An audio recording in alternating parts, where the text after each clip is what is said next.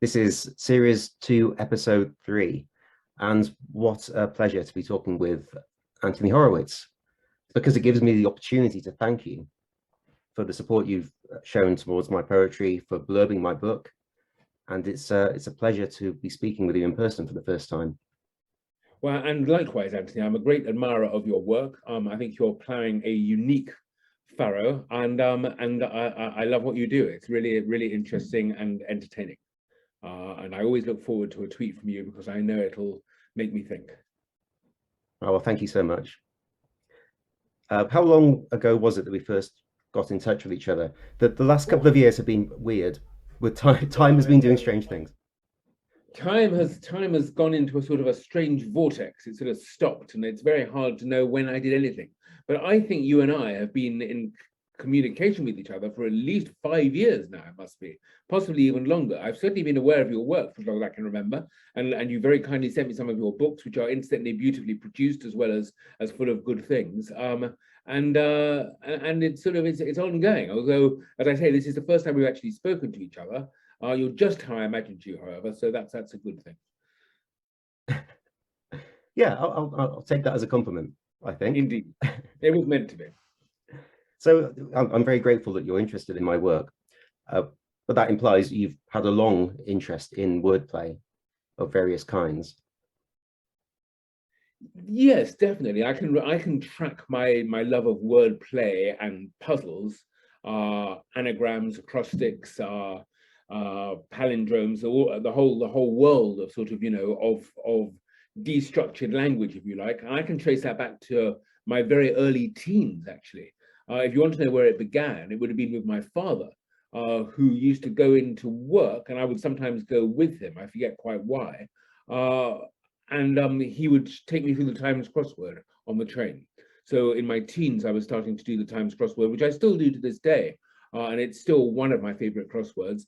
But that, I think, instilled in me this idea that words can conceal things, or that you can hide the meanings of words in strange phrases. And I quite like that. I mean, I'm a murder mystery writer, so it seems only fitting that words themselves should have some kind of mystery attached to them. Yes, definitely. So do you still, I take it you still do the crossword all the time? Not all the time. I mean, unfortunately, my life is so busy that the luxury of spending an hour on a crossword is not one that's available to me. But I normally spend 30 minutes every morning. I set myself for sort of a 30-minute target on the Times crossword, and if I haven't completed it, then I can press the button and see what the answers are. Yeah. Have you got caught up in this Wordle trend? I do Wordle, yeah. To be honest with you, I find it a little bit too easy, which may sound a bit boastful, but actually, when you've got, there are only 26 letters in the alphabet, and you're given 5 chances to guess a 5-letter word. So just by a process of elimination, you're almost certainly going to solve it. That said, however, I find it enormously addictive and entertaining. I mean, it is a lovely little puzzle. And I worry about the day when the New York Times either starts putting adverts in, or putting a paywall around it, or spoiling it in some way. There are those who say they already have, but I don't think that's true. I still enjoy the puzzles, and it's a nice way to start the day. It is, yeah. And 2 episodes ago on this podcast, I said it was too easy. So don't worry. If people blame you, they can blame me too. I mean, and also what's interesting about it is it's actually based on a board game, a sort of a board game that came out, I think, back in the 70s, called Mastermind. And basically it was exactly the same principle. It was, instead of letters, it was colored pegs, and you had to guess. It was a 2-person game, so one person can see what the answer is and the other one has to guess it. And it used exactly the same principles, really. But I've said it. It's fun, and I do it pretty much every day. This morning I did it, I think, in 3. Oh, I think I was 4. So you win. Maybe I'm getting confused. There was one that was quite difficult this week. But look, one thing I never do, incidentally, is tweet about it. I know some people are tweeting the colored patterns of their thing and commenting on it and such. And that to me is sort of, it feels almost socially wrong in some way. A misdemeanor. Yeah, I've resisted doing that. Quietly. We keep our little successes to ourselves. Yeah. So, well, let's talk more about constraint, because I'm very interested in how constraint is used in writing novels, where I suppose you're talking about a plot constraint.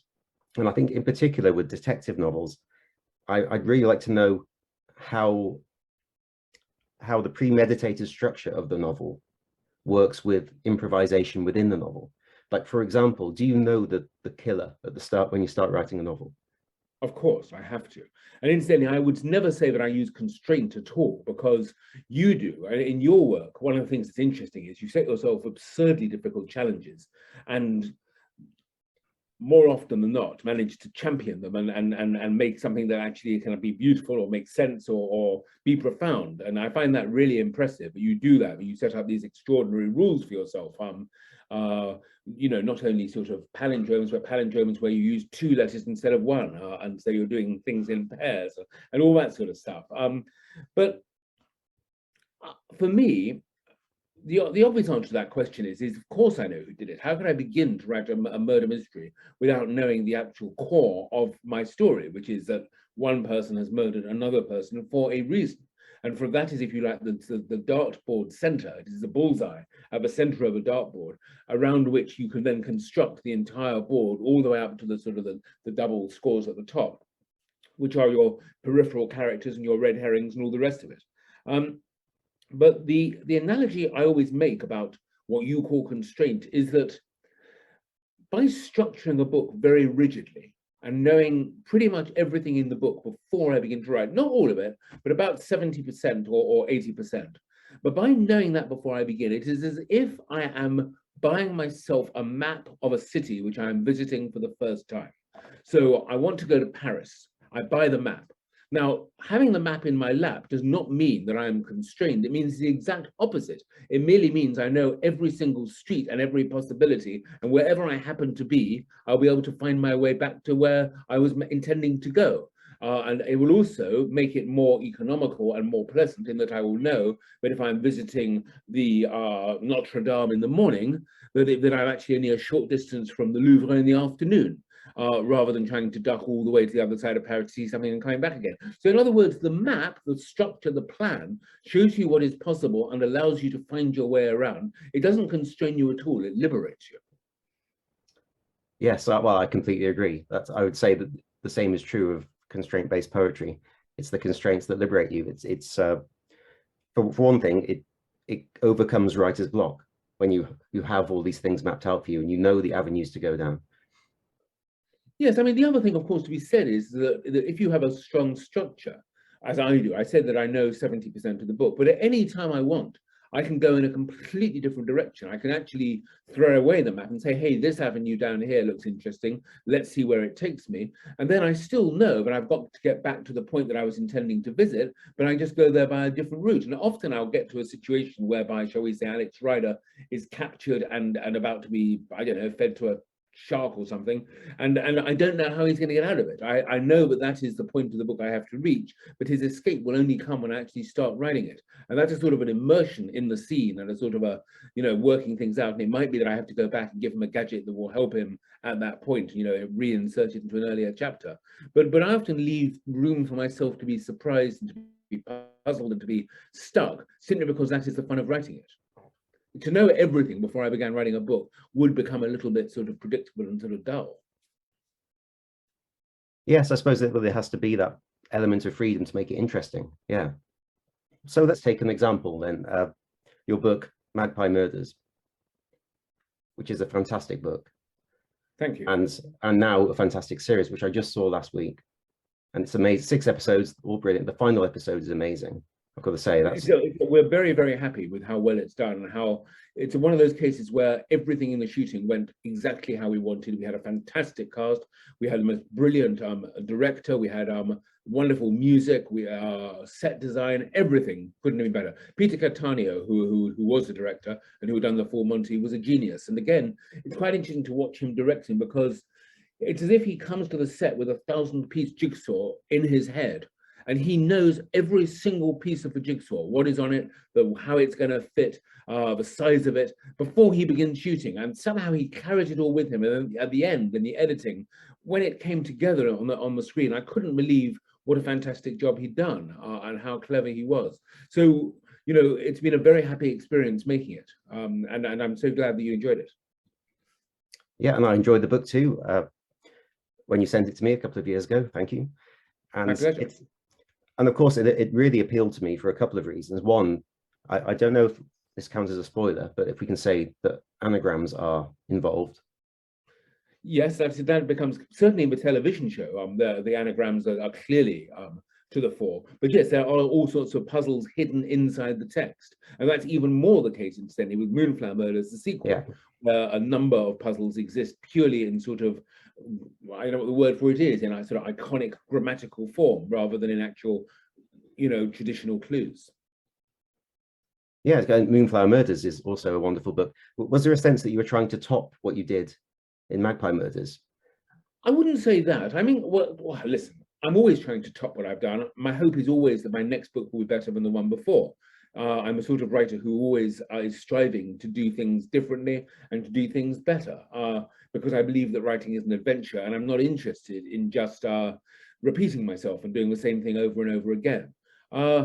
I wrote Moonflower. I was never going to do a sequel to Magpie Murders. It was a standalone novel. But when my wife Jill Green said she was going to produce a TV show and mentioned that it would be easier to get the money to raise the money if there was a sequel, I began to think how I could oblige her. And Moonflower Murders popped into my head. But I wouldn't have written it if I hadn't found a different way of doing the same trick. Magpie Murders, for your listeners who don't know, it is about a novel that is missing its last chapter. And that novel is actually written in its entirety inside my novel. So you get two novels, as it were, for the price of one. How can I do that a second time, to have a novel inside a novel? And what would be the reason this time? It required a completely different sort of approach and a different perspective. But it was only because that I could think up a new way of doing it that I agreed finally to start writing it. And it was a joy to write. And I can't wait to start filming it, which we hope to do next year. Oh, fantastic. That's good to know. It's so with both of these books, you're dealing with a novel within a novel. And so I said that there are two reasons that Magpie Murders really appealed to me. One is the anagrammatic element, but also this idea that you are playing with structure on a larger scale. Yes, I mean, these books, both of them, Magpie Murders and Moonflower Murders, I always describe them as being like a Swiss watch, which is to say that the parts that make it work are incredibly complex, and there are a lot of them. That the way things have to connect with each other, cogs and wheels and springs and diamonds and whatever else you get inside a watch, it's very intricate, but the effect for the person reading the book should be the same as looking at a watch. You instantly know the time. It's not complicated. So you've got a very, very complicated innards and mechanism producing a story which is easy to follow and which gives you pleasure. And that's what I was aiming for. But constructing these stories was an enormous amount of work.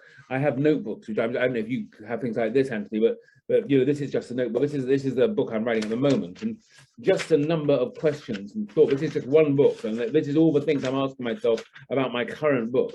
Yeah, it's still my current book. Just to make all the pieces come together and give people that buzz at the end. That takes a lot of planning. Yeah, you are. I only have a very outside perspective here, but you seem to be incredibly busy all the time, incredibly prolific, and I imagine incredibly disciplined. I wouldn't say I'm disciplined. It's not a word I would use to myself. I think discipline is where you don't like doing something and you have to force yourself to get out of bed and do it and say, I'm going to do 6 hours a day. And so it's not discipline, because I love what I do. And therefore, if there's any discipline that's involved, it's remembering I have a family, I have a dog, I have a life, and that there is fresh air and there are things outside to do. And I cannot sit here at this table 24/7.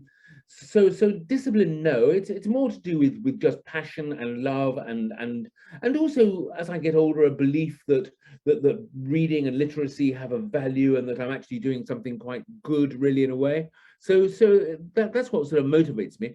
In fact, I've done rather too much already this year, and even in talking to you, I'm struggling to find my words, because I have written pretty much 2 novels this year. Well, in the last 6 months, because I have my James Bond novel coming out in May, I think it is, and the new Hawthorne in September. And it's just, I've done rather too much. So what I'm looking for in my later age is ways of trying to do less and quieten things down. Well, let's talk a bit about your aesthetic, because I think another, perhaps something we have in common, or a shared interest, is that you are experimenting with structure, especially in the two books we mentioned, but also you're doing other interesting things with your novels, like you mentioned the Hawthorne novels. You put yourself in as a character. So there's an experimental edge to what you're doing, but you also have great reverence for genre and tradition, which is something I relate to with my poetry. I think I like very traditional, formal poetry, but also extremely strange avant-garde poetry. I can see that in your work, definitely. For me, I'm writing one of the oldest genres there is. Murder mysteries have been around for a very, very long time. One thinks of, all the greats of the golden age of detective fiction, from Dorothy L. Sayers, Agatha Christie, of course, going back to Sherlock Holmes and Conan Doyle, and that sort of what is sometimes called cozy crime, which is actually a phrase I'm not that fond of, because I don't think it is quite that. Crime is never cozy. Killing somebody else, is always has an edge to it. But my problem is this: is that I don't want to write books that are predictable. I don't want to write books like books that have already existed. When my publishers first suggested to me that I might like to do a series of detective stories, my first thought was, well, who is a detective? Is he or a she, or an alien, or an animal, a robot, a vampire? Is he fat or thin, in a wheelchair, a drunk? What? And I realized very quickly that every single detective you could think up has already been thought up. And so already it became less interesting for me, because all I would be doing is copying what other people have done, Agatha Christie or whoever. But then when I began to think about putting myself into the books, so that the writer, instead of being the cleverest person in the book, the person who knows everything, who knows the murder before the book is even written, knows who the killer is, becomes instead the least clever person in the book, 5 steps behind the detective, a guy who doesn't even have a book unless the detective solves the crime, and therefore is in a state of existential angst from the first page. I suddenly realized that hadn't been done before, but that was something new and different. Yes, there have been authors who put themselves into books, but not, I think, in quite this meta way. And what it allows me to do is to deconstruct the book as it is written. I mean, I'll give you a hint of the next Hawthorne one, number 5, I'm thinking of writing, where actually the whole book is an argument between myself and Hawthorne about what I am writing. So I write 5 chapters, and then there's a chapter where Hawthorne says, you shouldn't have written that, that's not true, or you've missed something very important in that scene. And the character in the book actually begins to tell the author how to write the book. So that'll be, I think, a really interesting experiment, and something that hasn't, I think, been done. Whether it'll work or not, I don't know. We'll find out when I get to start writing it.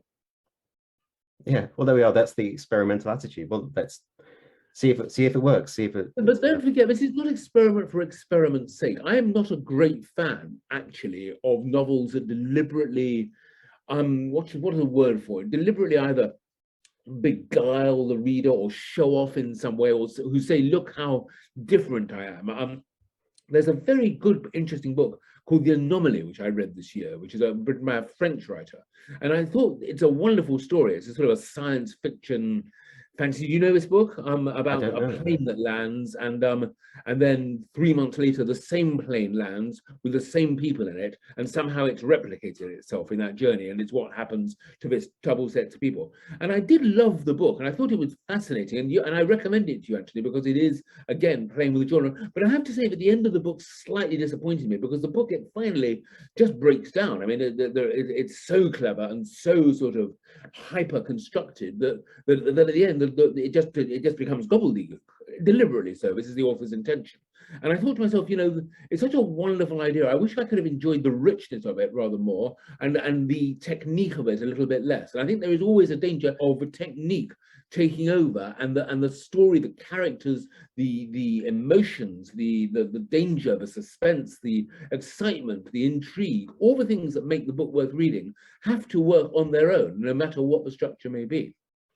Yeah, absolutely. I often find that I have these moments where I go as far as I can in terms of piling on the constraints and creating something as elaborate as possible. And then whenever I've done that, my instinct is to go straight back to writing something as simple as possible.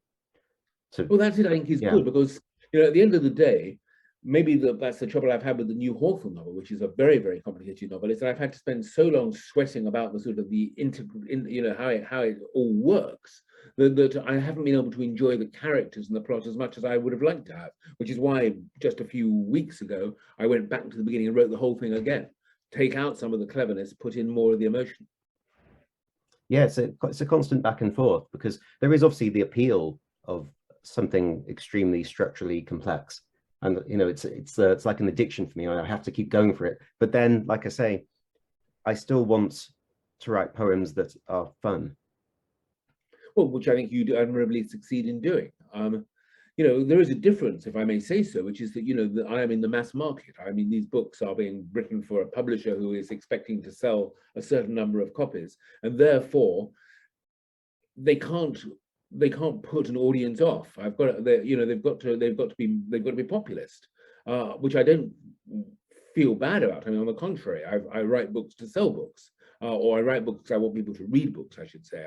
How they get them is neither here nor there. But it's an interesting question for a writer, which is, do you do what you want to do and what you think is fun? Do you go like James Joyce writing Ulysses and do a sort of a stream of consciousness, or like the writer of the Anomaly and do something which is completely breaks down the whole literary form? Well, he's sold millions and millions of copies, so he hasn't done too badly out of it. But there is, I think, a danger that you can actually end up writing for an audience of one. And that's something I never, ever wanted to do. Read a poem by Stevie Smith called, I think, The Weak Monk. And it gives you my philosophy in one poem. Yeah, I mean, as you mentioned, there is a difference between being a novelist and being a poet, especially an experimental poet, that you could say I don't have to worry about if the audience is loving what I do or not, because there's no audience.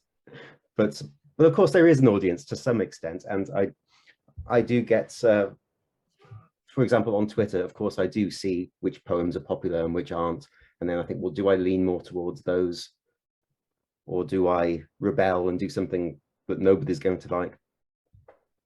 Well, I mean, I think it's a combination of both. I mean, I try to write stuff that amuses me and keeps me intellectually alive, but at the same time, I never lose sight of the fact that there is a paying audience for these books who want a murder, and they want clues, and they want a solution, and they want to be baffled, or better still, either to guess the ending, or at least to have the pleasure of getting to the ending and saying, "Oh, of course it should have been like that," and that's the sort of the first thing I have to do.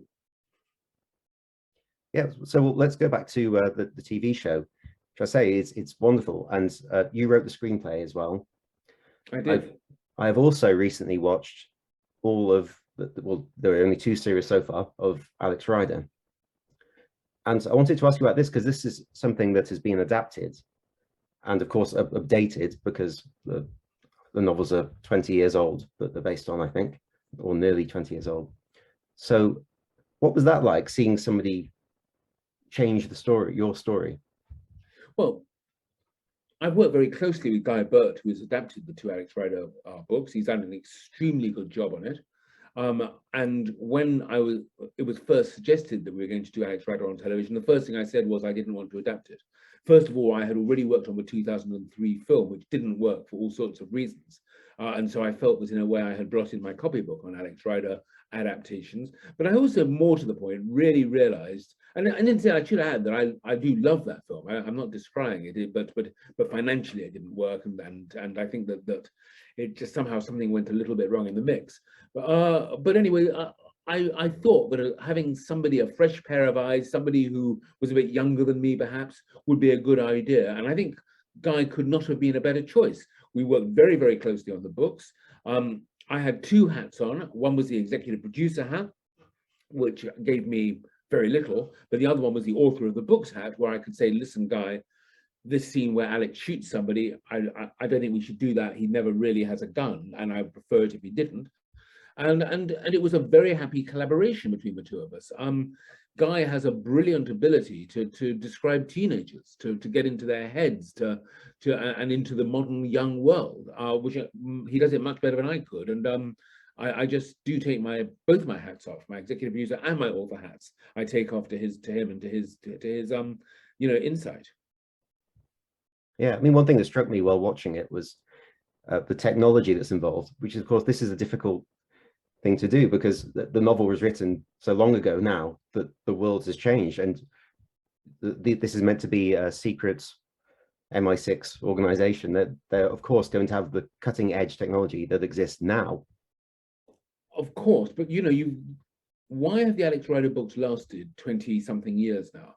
Well, first of all, we do update them. I mean, you know, occasionally we go in and look at the gadgets or whatever's there and take out stuff that no longer works. I remember, I think it is in Point Blank that Alex has a gadget which is a CD player that turns into an electric saw. And it's a great little idea, but sadly, I don't think there's a child on the planet now who knows what a CD is or a CD player. What does it do? So that had to go and be changed. I believe there are still some references that baffle kids. Alex is taking his O-levels, I think, still in one of the books. But the point I'm trying to make is that technology and modernism and modern language and modern attitudes are not really what the Alex Ryder books are about, because they are classic stories. You know, at the end of the day, Alex is a classic character, you know, with an arc that is very, I think I'm going to say it's easy to follow, but what I actually mean is that it's very easy to sympathize with, that, you know where he's coming from, you know who he is. He's not a kid who wants to be a spy, he is a reluctant spy. And these are things that are perennial and which don't need changing. So the actual changes we do make, the little sort of nips and tucks, the bits of technology that have to come out, the bits of language, they're very much on the edge. They don't interfere with the core of the work. I don't incidentally often use modern language in the sense of sort of cool, wicked, sick, or whatever it might be, because they change so fast that the book will feel out of date in a month. Yes, that's a good point. So the first series is the second book, if I'm right. That's correct, yes. And the second series is the fourth book. Yes. What was the thought process behind that? Well, we didn't do the first book, Stormbreaker, because it already exists as a film, and there were rights issues about who actually owned the rights to the film version of Stormbreaker. And anyway, we'd been there, done it, got the t-shirt, let's move on. So we went into Point Blank and did draw in some of the origins of Alex Ryder, but put him into a different story. We then would have done Skeleton Key next, but COVID made that impossible. The book is set in 3 different countries. I mean, it's Cuba, it's America, and it's Russia. And it would have been impossible to travel to make the thing. So we decided to go to the 4th book, Eagle Strike, because that was more contained. And also, as a second benefit, allowed us to incorporate Mrs. Jones and Blunt and all our regulars who were in England, which of course, if we'd been in America, they wouldn't have appeared. So those were the reasons why we went to Eagle Strike. And at the moment, we're talking about doing the next season, which we hope to start shooting later this year, which might be the sequel to Eagle Strike, which is Scorpia. I don't yet know what has been decided as to what's going to be next. Okay, so it hasn't started yet, no, but it's definitely going ahead. Nothing is definite in the world of television, and especially with the world as it is at the moment, and what is happening in reality. We don't know what we'll be doing, but we hope so. So you've had a long career in television. It's almost as long as your career as a novelist. So was that something you always wanted to do, or did it come about from the writing? Television was an accident. I just finished a book of myths and legends, and I'd written a book, a short story about Robin Hood, and heard that there was a TV show called Robin of Sherwood looking for writers. So I put in a story based on the research I'd done for my own story, and to my absolute shock, they took me on. They bought that story. It was called Adam Bell, and Adam Bell is a sort of a precursor of Robin Hood, and they took me on, and I suddenly found myself with no TV experience at all, writing for a show that was being regularly watched by 12 to 15 million people. It was a real baptism of fire, and the first script went well, so they took another 4 from me, and I absolutely loved the world of it. I loved working with the producer, Paul Knight, who became a very dear friend of mine. Sadly, he died last year. And Richard Carpenter, the original creator as well, a mentor, somebody who taught me so much about TV writing, also now no longer, sadly, with us. But suddenly I'd become a TV writer sort of just by mistake almost, and I've been doing it ever since. TV is a much more fun thing to write in some ways, because it gets me out of my house. It gets me to meet people. I go on sets. I have all the glamour of, you know, watching explosions and chases and all that, and meeting actors and things. I do enjoy it. You know, writing a book is a lonely, solid business, and a book is 88,000 words or 100,000 words. A TV script is only 20 or 30,000 words. So, you know, it's a much lighter experience. I love both, but I'm glad I have TV writing to get me away from myself. Yeah, I was going to ask you which is more fun, but I suppose that's a stupid All question. my writing is fun, to be honest with you. It's a fairly reasonable question. I would say that probably TV and film can be more fun. It depends who you're working for. You know, you work for someone like Harvey Weinstein, who was the executive producer or creative producer on Stormbreaker. You're going to have a miserable time. I mean, because your work won't get to the screen. But on Magpie Murders, working with my wife Jill Green and working with PBS in America, who were the main sort of, you know, the main creative force in terms of notes and sort of guidance, was a joy. It was a total pleasure from start to finish. You know, I've never yet worked for the BBC and had an easy ride. I mean, that's always notes and problems and arguments, and it's always a bit snarly. So television at its best can be a joy. At its worst, it can be torture.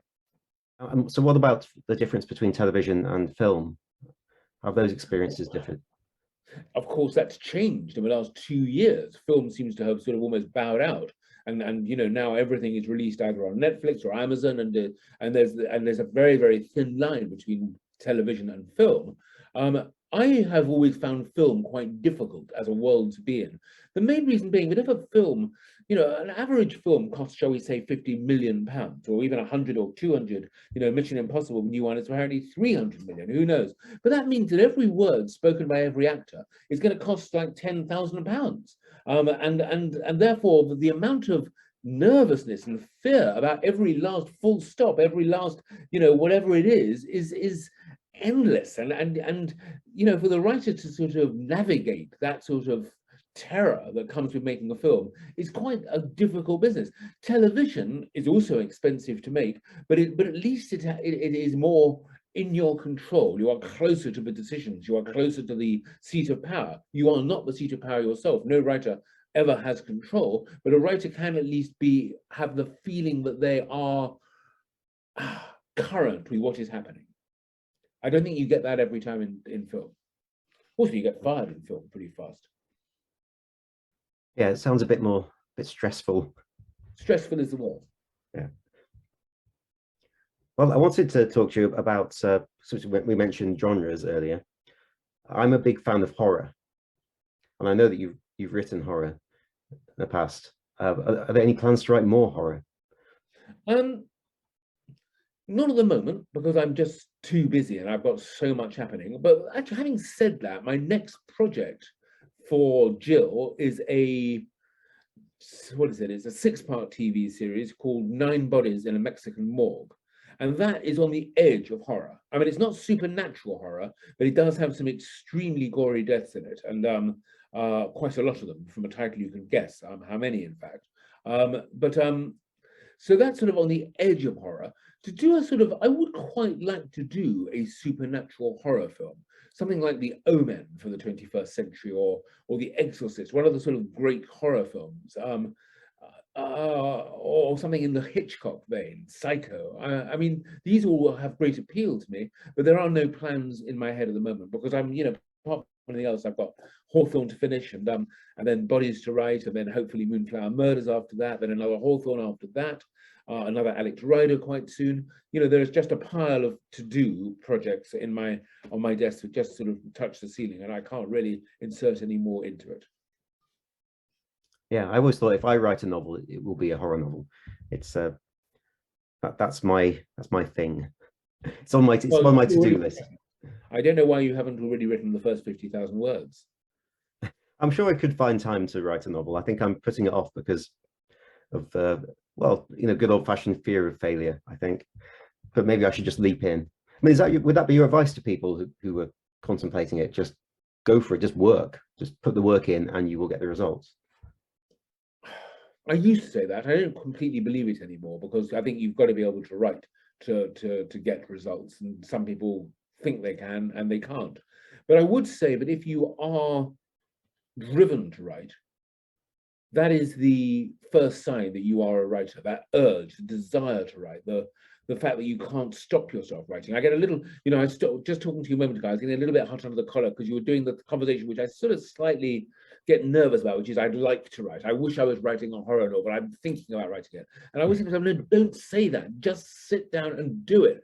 And it's not about, what it's about at the end of the day is believing in yourself. It's about loving what you write. It's about believing what you write. It's about, you know, when I sit down and write a book, since this goes back to when I was 12, I would assume that that book was going to be a masterpiece and that it would sell 10 million copies all over the world and be made into a film and you know, and every, you know, all the glory of the world would fall upon me. This has not happened, but that hasn't stopped me believing it whenever I start writing a new book.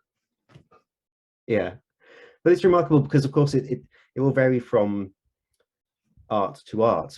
For example, people often ask me how I write so many palindromes and anagrams, but of course it's because I believe I can do it. I've got the confidence in that. And I see that because I think that, you know, your work is so experimental. I can see what you're trying to do with your work and some of these poems, which are, you know, are always surprising and always shifting and moving and such. You don't repeat yourself very much, and you're always, particularly in your palindromes. I've tried to write palindromes and I can't do it. I mean, I don't even know how you begin to write palindromes. But my last book, instead, you might be amused to know, A Line to Kill, the original title was The Deadly Palindrome. And I love that title because one of my very favorite murder mystery books is a book called The Deadly Percheron by an American writer called J. Franklin Bardin, which is an absolutely wonderful puzzle of a sort of a thriller that seems to make absolutely no sense. It's like reading a sort of a hallucinogenic trip, but somehow by the end of it, it does make a sort of a sense. There is a sort of a rationale to it. So from A Deadly Percheron, I thought The Deadly Palindrome was quite a nice step.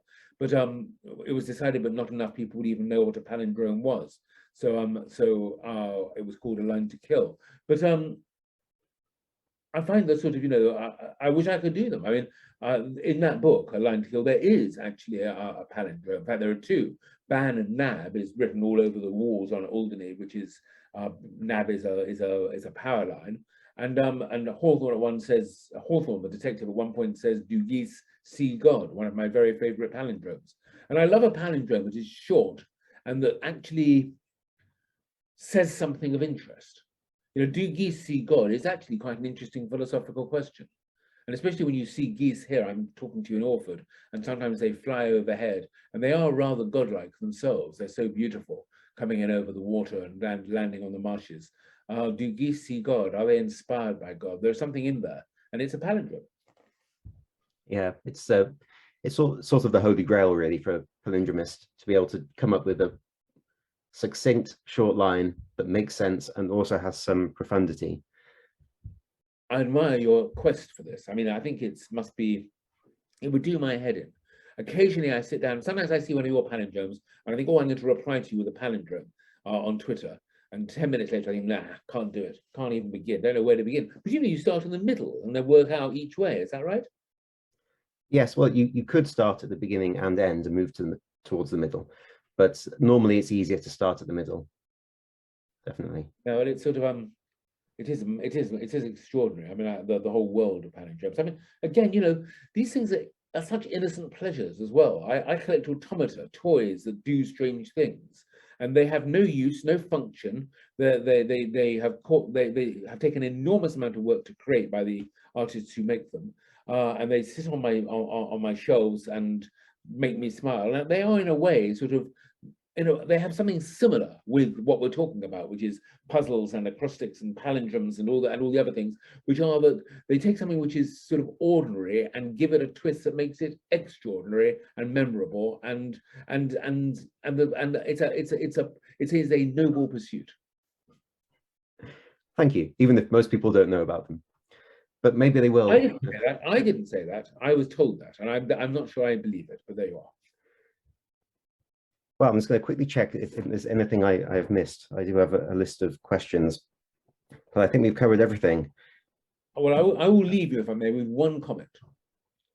And this is what I think sort of what your work is about and what my life is about too, and what unites us and makes us distant friends. I learned just last week in a conversation in a pub that Apple Macintosh is an anagram of laptop machines. And once you know that, you can never unknow it. And it changes, I think, your perception of the world we live in and makes you smile and just somehow makes life more enjoyable in some strange way. And I think that if 2 or 3 words can do that in a poem by you or in a book by me, then it's got to be worth doing. Absolutely. Absolutely. Well, that's a good note to end on. Thank you very much for doing this and for everything else you've done. It's been a pleasure talking to you, Anthony. I'm very happy to see you. The next time you're in London, or if you are permanently in London, well, let us meet up and have a drink one day and talk further. Oh, definitely, yeah. A few glasses of wine. Absolutely. Look after yourself and keep well, and thank you for your time. Yes, thank you very much.